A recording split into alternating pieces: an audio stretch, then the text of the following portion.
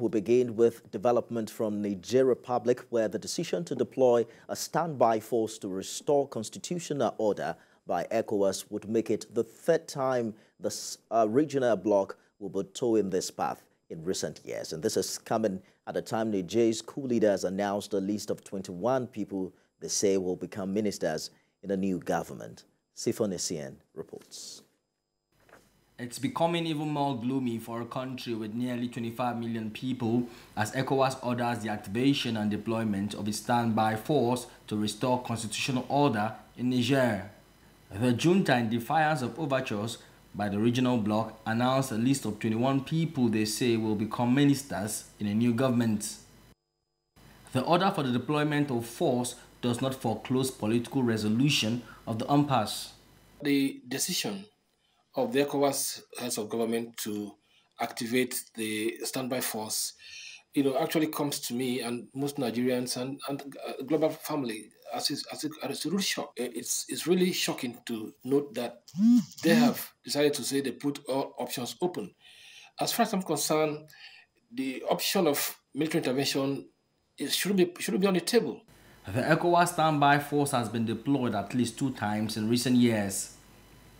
The first time was in 2012 to Guinea-Bissau after a coup, while the second time was in 2022 to the same country after another coup attempt. The standby force, made up of military, police, and civilian components, is consistent with Chapter 8 of the United Nations Charter, which provides for regional peace and security arrangements. A partial legal basis is given by Article 21 of the ECOWAS Protocol relating to the mechanism for conflict prevention, management, resolution, peacekeeping, and security of December 1999. It's unclear what the deployment strategy of the standby force would be, but what is certain is that nothing is off the table. Sifon Essien, TVC News, Abuja. And the president of Cote d'Ivoire, Alassane Ouattara, says the decision by the Economic Community of West African States to deploy troops to the Niger Republic was taken collectively by member states. ECOWAS on Thursday directed the deployment of standby military troops to restore constitutional order in the Niger Republic. Speaking with journalists after the meeting in Abuja, Mr. Ouattara described the detention of the ousted President Mohamed Bazoum by the military junta in Niger as an act of terrorism. And we cannot let this continue. We have to act. The position of Cote d'Ivoire, which has been endorsed by all of the head of states, and that we have been able to tell these putschists that their place is in the barracks. They should go to fight the terrorists and not try to kidnap a democratically elected president. So we believe that this is for the credibility of ECOWAS. All of us are concerned and involved in this decision. Former spokesman, UN Mission in Sierra Leone, Patrick Coker, joins me live from the UK for more on this development. What do you make of the ECOWAS's decision to deploy a standby force for the reinstatement of political order, saying that every diplomatic effort has been rebuffed by the junta there? Thank you very much. First and foremost, ECOWAS is doing what it's mandated to do. This is statutory, it is accepted internationally. In fact, the UN supports it. Number two, the military junta also expects that these actions will come upon them. All military men understand that planning a coup involves losing their lives or they are resisted by all means.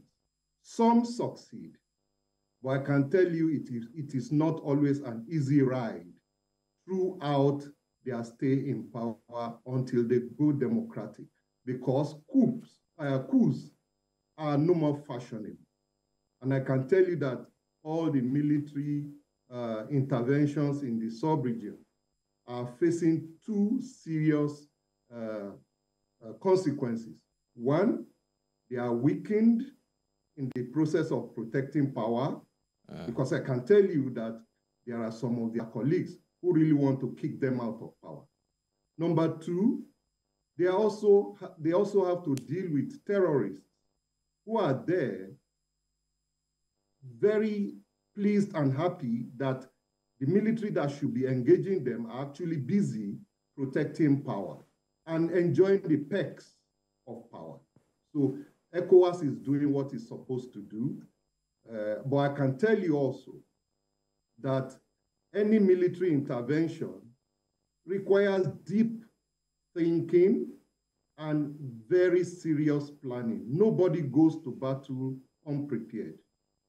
To go into Gambia, ECOWAS needed 7 weeks just to intervene in Gambia. So what we have in Niger is more serious. And I can assure you that, yes, there are not easy, there are strategic means of intervention, maybe air raids. Okay. Those ones can be carried out quickly. But going forward, it involves very deep thinking and planning. Mr. Coker, you are a spokesman for UN mission in Sierra Leone, because perhaps you can help us understand what the rule of engagement is. There are people in the sub-region who are concerned about the implication of a battle, particularly on the millions of Nigerians, and also the impact it would have on the ongoing war against insurgency and terrorism in that part of the region. First, I must mention this. The priority today, I believe, in my opinion, should be the release of the president who is being held against his will. And I can assure you that the international community is watching that. Nothing must go wrong with him. Now, once he is released, then we can go to the next stage. But in the meantime, to answer your question, in any intervention, the targets are well defined and identified. In this case, the coupists are the targets. Now, how do you segregate between these targets and the general public? This is where military planning comes in. In the first instance, the UN must approve, the AU must support and approve, then, of course, ECOWAS. And once you get all these layers of approval, intervention will start with air raids. Once you soften the ground, then ground troops will move in. Now, ground troops moving in will also involve a lot of planning. Is it airlifting them and inserting them into theater, or they have to move through the ground? In any case, we have to remember that Niger also has allies. In this case, Mali, Guinea, Burkina Faso. We also know that the Wagner group have been showing presence here and there. And I can assure you that we should not really look at this crisis like just a sub-regional issue. There are international perspective to it. Absolutely. There's also the substantial support, it seems, that the junta seems to be getting amongst the local population, and how that will impact on the complexity of an operation in that regard. But that's our time. Patrick Coker, former spokesman, UN mission in Sierra Leone, thank you for sharing your thoughts with us. Thank you very much. Away from Niger now, a national coalition of Tinubu support groups has asked President Tinubu to remain committed and steadfast in addressing critical issues confronting the nation and set the country on the path to progress. Convener of the group, Doyin Johnson, disclosed this at a press briefing in Abuja to commend President Tinubu for his bold achievements in his early days in office. TVC News correspondent Jesu Adeoye reports. Expectations are at its peak as Nigerians look up to President Bola Tinubu to deliver on his promise of building a country that is united, prosperous, and globally competitive.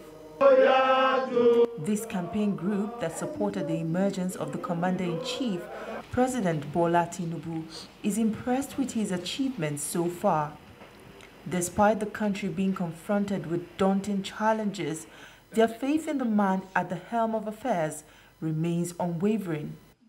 The federal government should build modular refinery at 2 geopolitical zones. We present a special appeal to federal government to consider establishing a modular refinery across each geopolitical zones. This strategic move will not only boost local capacity for petroleum products, but also create jobs, enhance economic growth, and strengthen Nigeria's position in the global energy market. We are loyal, Bola, we are loyal, Bola, we are loyal to your cause. This group says they will be sticking out their neck for the president because they strongly believe the country will benefit from his leadership. They call on Nigerians to be patient and show understanding as President Tinubu begins the process of delivering good governance. TVC News, Abuja. Governor Umaru Bago has asked the people of Niger State to be patient as the new government policies will turn out for the good of the nation. The governor made the appeal while receiving a forum of imams from the 25 local councils in Niger State. Chinami Bamai reports. Many Nigerians are lamenting the harsh financial challenges currently being experienced due to the removal of fuel subsidy.